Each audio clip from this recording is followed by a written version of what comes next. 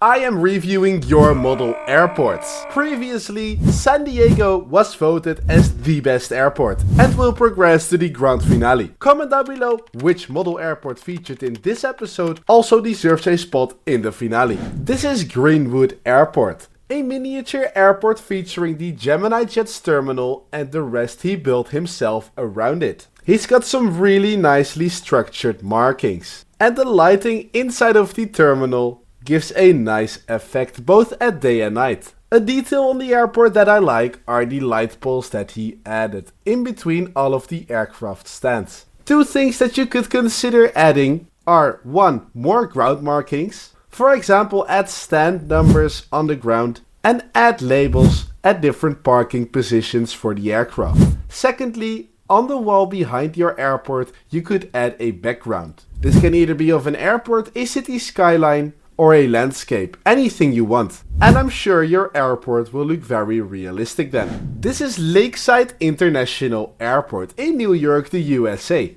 Both the terminal and some of the ground service equipment are made out of Legos. I think he's done a great job at this. I really like the looks of the terminal. He added windows and some texture on the roof. Also the air traffic control tower looks really neat. At night he has got some nice lights at the airport, which always looks good. Something as simple as Christmas lights already do great work at lighting up your airport. Around all of the aircraft he has got a bunch of ground service equipment vehicles. This really adds to the realism at the airport. My advice for you would be that you could add some light poles in between the aircraft stands that I just showed at the previous airport.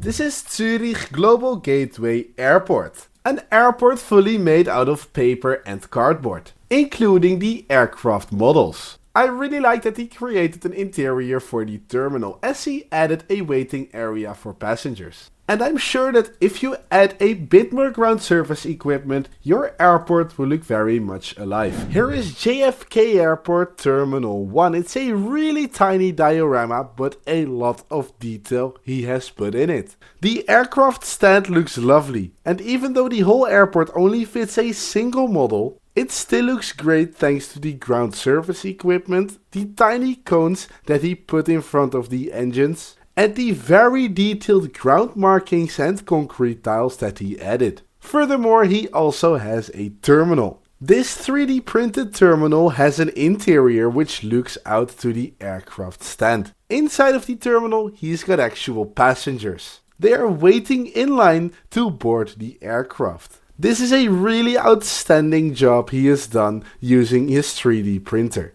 And also I love that you took the pictures outside with the low standing sun. Next we stay in New York but go to Manhattan to New York City International Airport. He's built the airport using the Gemini Jets terminal and he's also placed some paper terminal buildings around it. The airport also features a runway where he used some Google Earth satellite images that he printed to scale and then stuck down on the airport. I think you did a pretty good job on this, though be sure to neatly make the connections between the different pieces of paper. The aircraft stands look nice and I like that you added these floodlights. What you could consider are more markings on the ground. I've shown this a dozen of times already, though so many airports still don't have it. There is a lot of information to find about the ground markings on internet. Be sure to Google around to make your airport as realistic looking as possible. This is Kawai International Airport, a tiny model airport,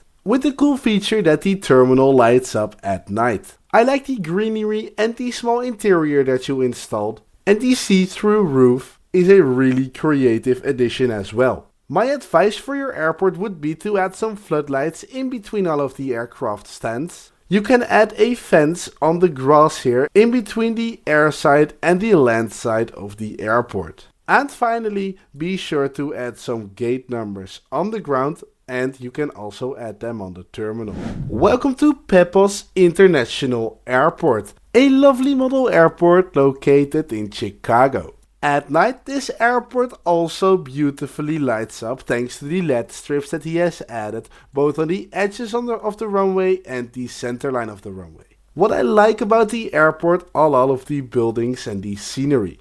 Both the terminal on the left and on the top right look very neatly painted and the windows look very nice. Also, all of the grass, trees and bushes around the terminal look great. The ground markings look complete as well, which makes Pepos International a nice and complete looking diorama. This is Charlotte Southern International Airport, an airport based on Darren aircraft, and he built some nice scenery around the airport. I like that you added a fence in between the land and air side of the airport. And also the variety of aircraft is lovely. My tip for you is to add some color, like windows, to the terminal, and some more ground service equipment will definitely make your airport look much more alive. Welcome to Katonohy International Airport. This Czech airport features a terminal running all around the edge of the airport and some remote stands. The terminal looks really nice and I like these white strips that you added.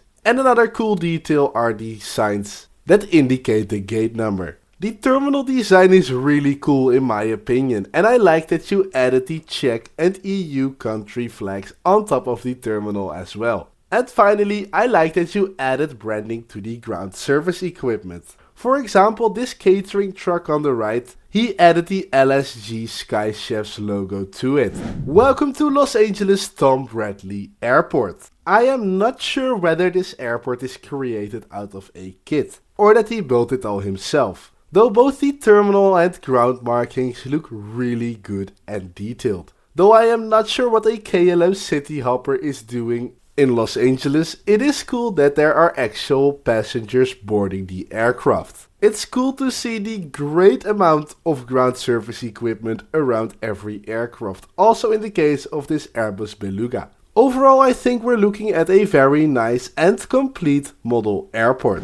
And the final airport of today is Clamore International Airport. It is a pretty big model airport featuring a runway, multiple terminals and remote stands, and a really nice looking cargo section with, I think it is a 3D printed terminal. I like how you added all of the cargo trucks, loading and unloading their cargo in the terminal. Furthermore, these remote stands look very neat as well. There is a bunch of GSC, the modeling grass looks very nice, and a detail that I like are the floodlights that are from Herpa Wings. Overall, a really nice and complete looking model airport to round this episode up with. I would like to thank you for watching. Comment down below which airport you think deserves a spot in that grand finale. Please consider to like and subscribe, and then I will see you in the next video.